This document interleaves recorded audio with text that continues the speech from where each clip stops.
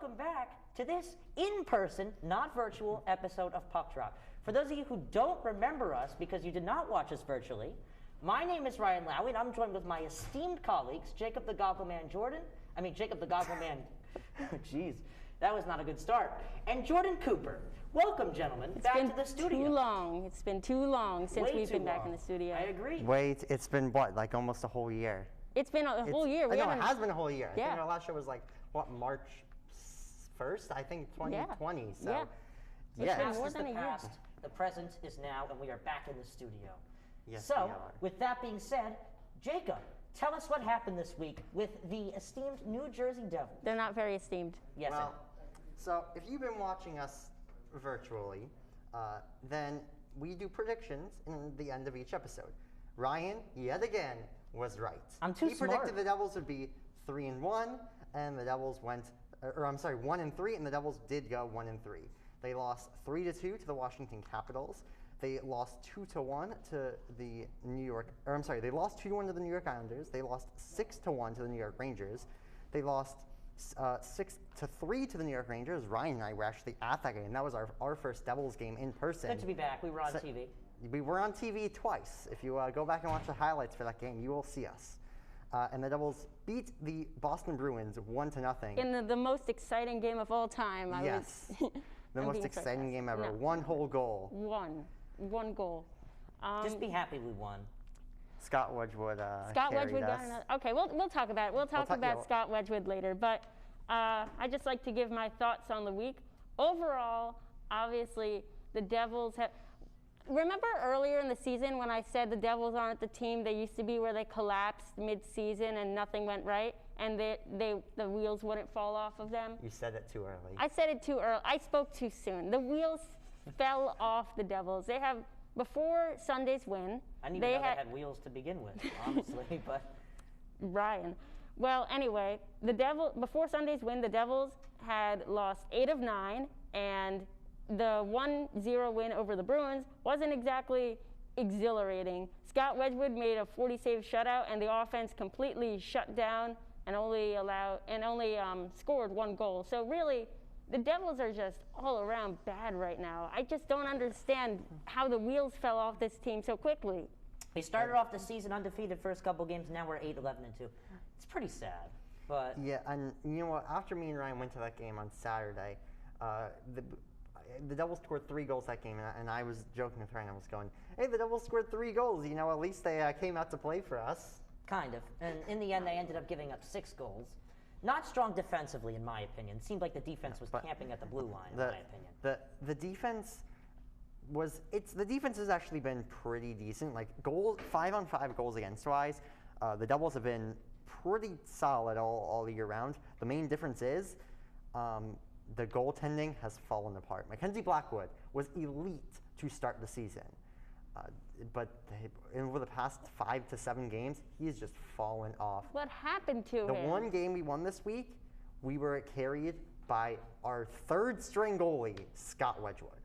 Actually, now I think he might be. He probably is our backup. He probably is probably the second jumped string, Aaron yeah. He probably jumped Aaron Dell in the depth. We'll talk about Scott Wedgwood later. I have more to say about him.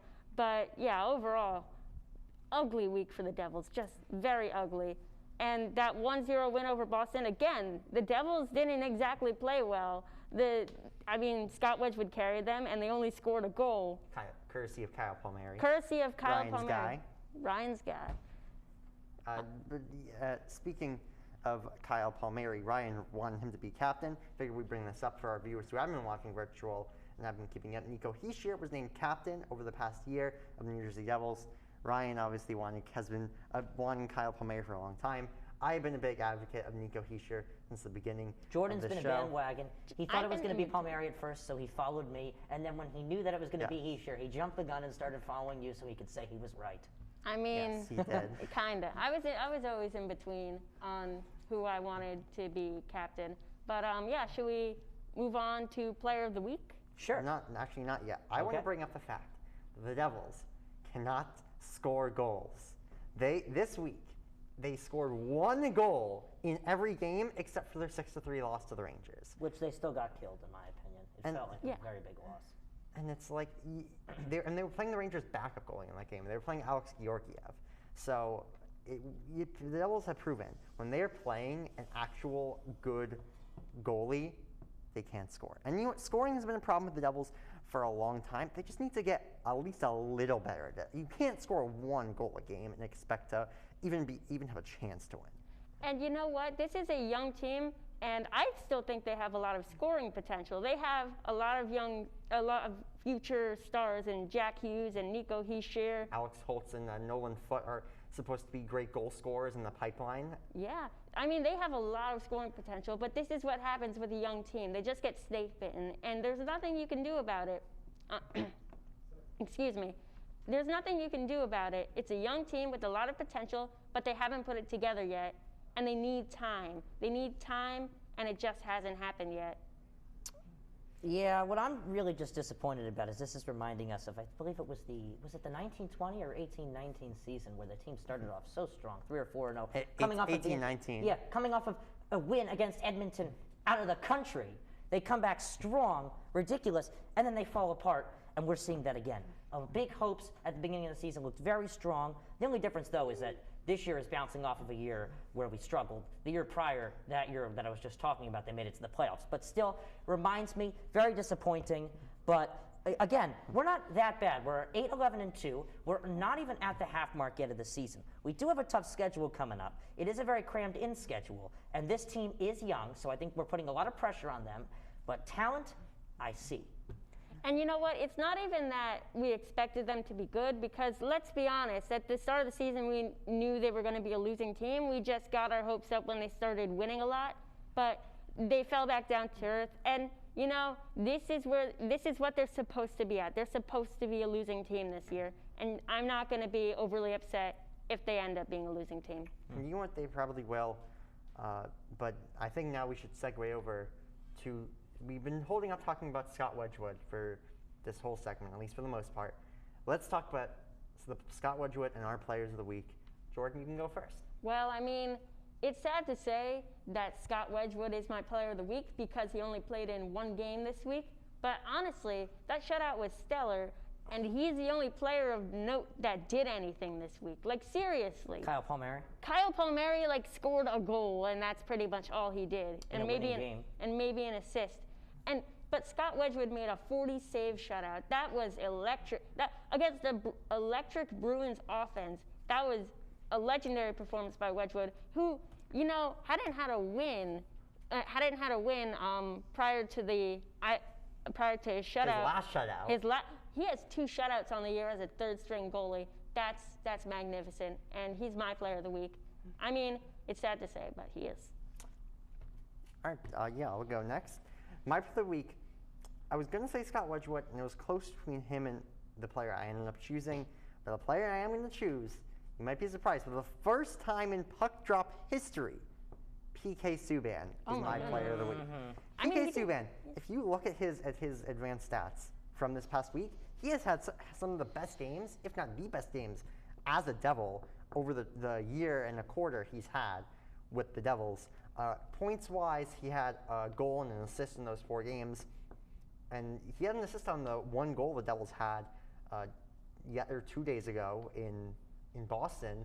And he had a goal and the Devils lost to the Rangers. But he's just been solid, you know, defensively, which you can't really say very often for PK Subban. So can that segue me into my player of the week? And I want you guys to guess who it is. Who is it? I'll give you a hint. New York. Are you choosing a player from the other? This is, it's Kyle Palmieri. Oh, what? He scored a big goal. What? Oh, For player of the week. New yeah, York? but why do you say New York? Because he's from Smithtown, New York. What? Oh. That's his birthplace. Wow. Yeah, What I are mean, you- I know he's. I never thought I'd outsmart you. Well, no, I know he's from. Like, I know that's where he was born, but All right, whatever. All right, I'm sorry I had to outsmart you like that. But got himself up to 10 points. I know he's played 20 games, but he's got himself up to 10 points, scored a big goal, we won a game.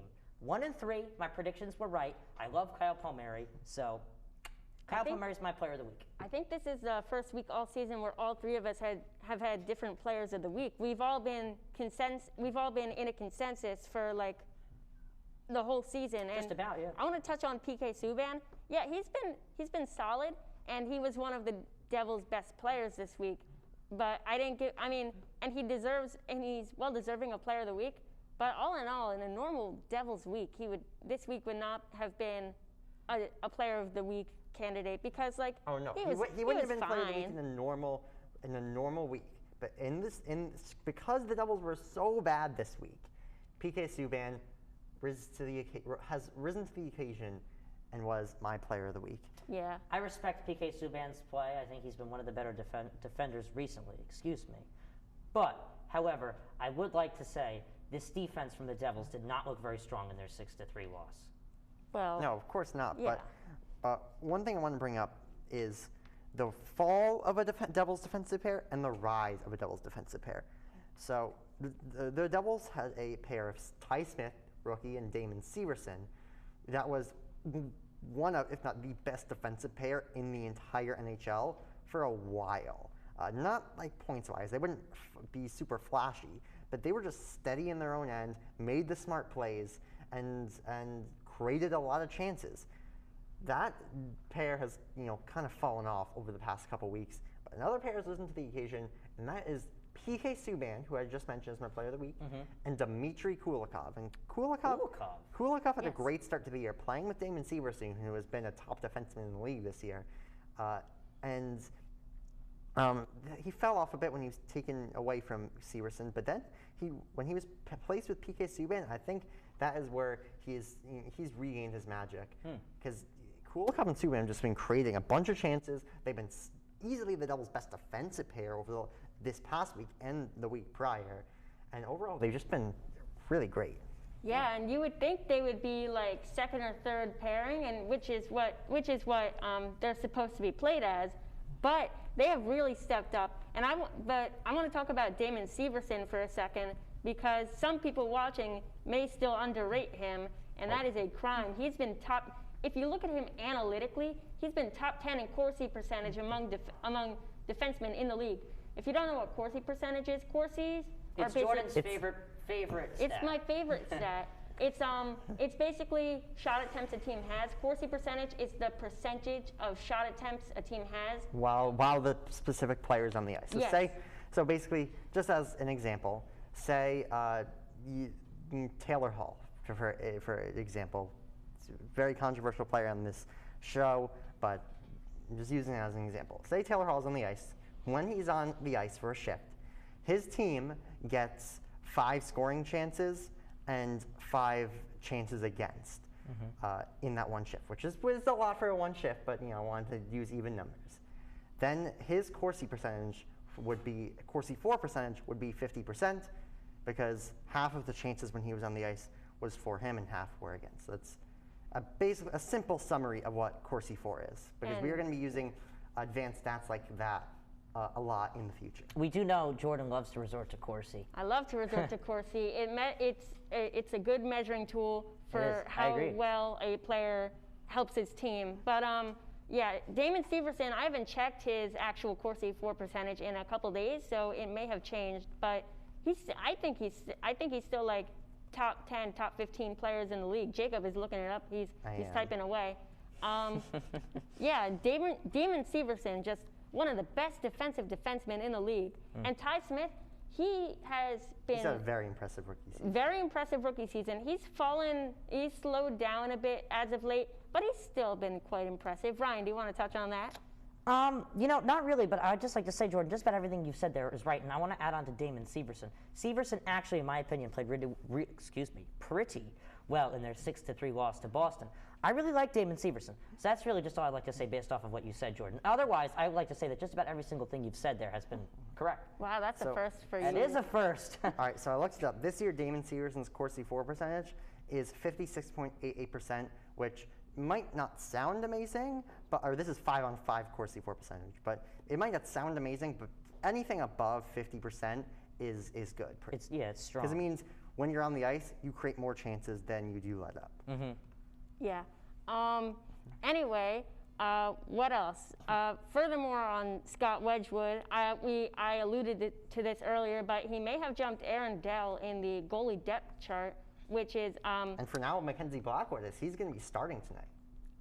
wait, Wedgwood starting tonight? Wedgwood is starting tonight. Oh wow, well then I was wrong in Well, my. the Devils, and this is just from my experience as a Devils fan, for a good amount of time I've been a Devils fan, their goalies always go through great spurts, and I'm even going to admit this, Kincaid, Schneider, no matter how good they are, then they fall. So I'm really worried about Mackenzie Blackwood. Of course, Blackwood, very young goalie, well under the age of 30. He's got plenty of time left to go. Keepers usually last longer than skaters, right? So Yeah. not worried about him.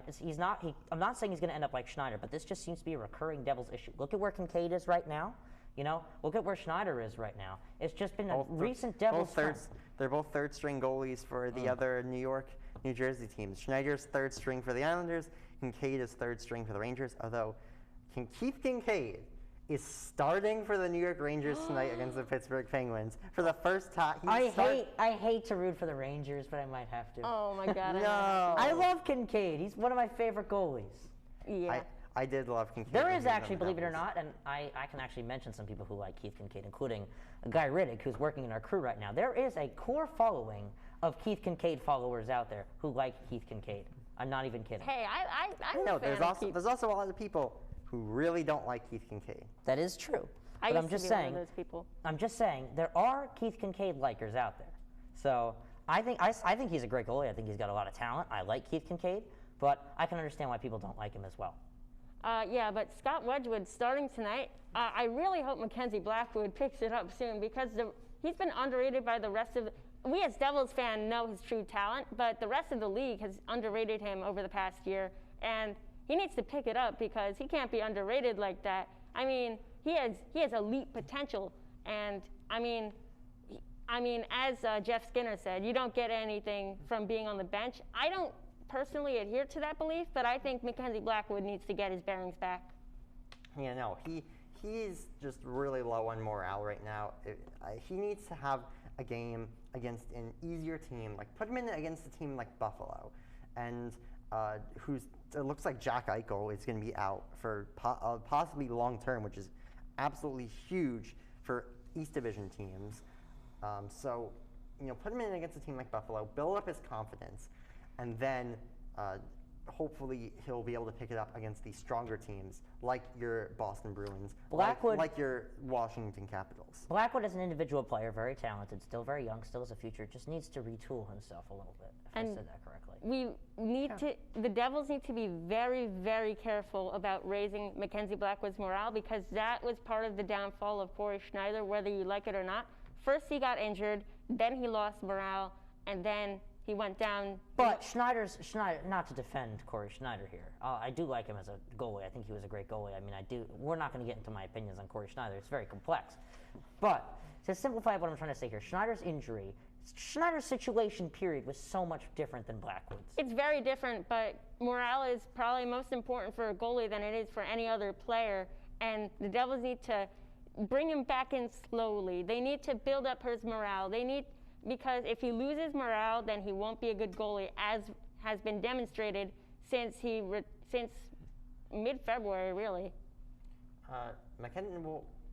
Mid-February of 2021. Yeah. For some reason, I thought you were talking about mid-February of last season. No. Right, that was right before the lockdown too. It was. He was Last time, by the way, because I don't think we've actually been on air since the Devils shut down last year, but still very disappointed that season was over. I really, was happy they just got to Hockey 500, honestly. But They didn't. They were one game below. one game below. I'm calling it Hockey 500 because this is a young team. They have a lot of potential. So for those of you who haven't been checking us out on YouTube, go check us out on YouTube, Puck Drop LHS. We've been posting a lot of content this past year. So go check it out if you want some background on our most recent opinions. Thank you for that insight on our YouTube channel, Ryan. Of course, anytime. But now let's get into the Devils' 4 games this week. Let's preview those tonight at 7 p.m. They're playing the Washington Capitals in Washington. They're playing the Islanders in Long Island on Thursday, and then they're playing the Islanders at home in back-to-back games Saturday and Sunday. Can't get enough of New York hockey, can you? If you're the Nope. 3 straight games against the Islanders. Well, COVID has really shown the Devils how hard it is to play in their division because they really haven't gotten a break from this tough division. It's gonna They look have like not. the playoffs. 3 games against the Islanders. It's gonna look like a playoff series kind gonna of. be fierce. That's not even going to be close to the 4 games we have against the Rangers in April. Oh, I'm excited for that. That's gonna be filled with fights and toughness. But I'm predicting in the 4 games the Devils play this week, I'm predicting they're going to go 1-2-1. I mean, they're gonna have a losing record this week, but they just need to do something. They just need to be better, and they have to be better.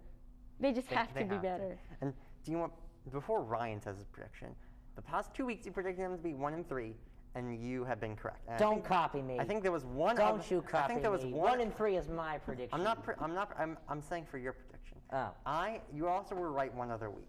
So maybe don't predict. If you're so right all the time, maybe don't predict them to go 1-3. You know, so I guess that's a good segue into my prediction. I'm going to actually say this in the nicest possible way, but I think they might go 0-4. No. They might go 0-4. I just have to Don't be. say that. I have to be a little. Excuse me, not a riddle. A little realistic here. They're playing the Capitals, then they're playing 3 games against the not the Long least Island say they'll Islanders, win against the one New York game. Islanders.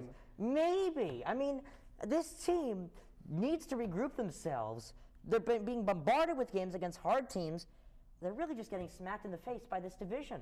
I hate to say it. I think they're going to go 0-4 this week. I'm not changing my prediction, but I have to say Ryan has a point because we're playing the 2 best teams in the division this week, and as I've said a bunch of times today, even in that 1-0 win against the Bruins, they didn't show a lot. They didn't show me they improved. They need to show me a good game that boosts the offense's morale, that boosts Blackwood's morale when he returns, and I don't think that's going to happen this week against the 2 best teams in the division. I can see that, but I am still going to try to be optimistic. Cautiously optimistic. Cautiously optimistic, yes. And I'm going to say the Devils will go. I'm going to agree with Jordan. I'm going to say they're going to go 1-2-1 this week. I Yes. want to see. I'm I'm not going loner. to say that they're going to do amazing, but I do want to see some improvement. And 3 points in a 4-game week is improvement from 2 points in a 4-game week. Well, I hate to say this, but I think they're going to go pointless. But they have a very tough game tonight versus the Capitals. Very tough. Very nervous to see. This Capitals team has been very strong this season. 14-6-4. As of late, they've been playing great. Beat the Devils 3 times already this season. Can we talk for a second about the antics of Tom Wilson, who was suspended for 7 games from the Capitals? Like, my God, why does the NHL keep enabling him to do this? Like, he literally sent a guy to the hospital. That's antagonistic. They should. They just need to punish him more. I don't know. I'm not in charge of punishments, and I don't know. He gets suspended 17 games the other season. So, I feel like he's been punished. He's been punished a lot, but how do you stop someone like that? He's a risk to player safety. How do you punish him enough? Is it punishing even the right tactic? Well, it's like, how do you punish Brad Marchand? Marchand complained about Wilson's antics, and then literally the next day, cross-checked Ty Smith in the back of the head. That was disgusting. Yeah, it was. Brad Marchand is just a really dirty player. But I agree. How do you decide how to punish those players? Because for Tom Wilson, if he was not a prior offense, I think that's probably only 2 or 3 games suspension. Because when he was going for the hit, I think the primary point of contact was the shoulder.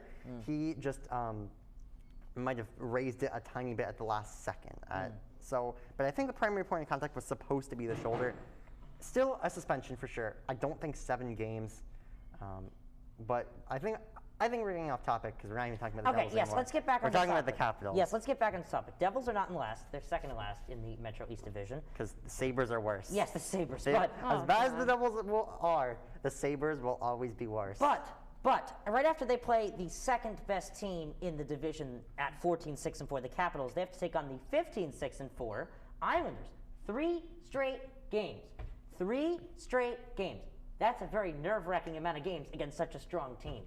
Well, you have to think the Islanders' record has been boosted from playing the Sabres the past 3 games. That is true. And winning all 3 5-2, which is kind of hilarious. Results are results, and I'm kind of having trouble being persuaded that much about how much better the Devils are than the Sabres. I would like to say, however, that like back when we were doing the playoff format, I kept saying I love the Islanders, and I still we love the know. Islanders. The Island, We know. yeah. Go watch our YouTube. Go check out our other videos, and you'll know how much I like the Islanders' chances. They're probably my second favorite team. Well, one thing I want to bring up, though, for record, before we wrap things up, is the Devils are 6-2-1 on the road. They have 2 road games this week. So, we'll see how those goes, how those games go.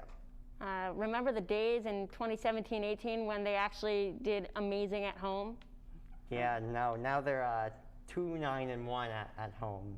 And hopefully, the fans need to. I think having fans back should invigorate them, but it hasn't. They're 0-3 at home since fans have been back. So, yeah, no, I don't think fans were not the issue. I will say, when Ryan and I were there was a lot of times where the fans were booing the Devils. So that might be part of the problem. Yeah, that's Jersey. That's Jersey for you. That's Jersey hockey for you. Honestly. That's hockey, baby. Yeah, that is hockey. Should we wrap things up? I think we should. So, for those of you who have not been watching Virtual Puck Drop, we have a new kind of ridiculous outro, but we're just going to keep the tradition going, shall we? So, Yes. I always do the outro. Jacob and Jordan always somewhat assist me on the outro. You'll see how it is. First of all, follow us on Instagram, puck_drop at LHS source. That's right, puck_drop at LHS source. And our Twitter handle, Jordan, Is at LHS Puck Drop. all right, guys, and that means we will see you in the next one. Ryan Lowy, Jacob Gorin, Jordan Cooper, we'd like to welcome you back into the LTV studio. And we'll see you next time. Have a good night.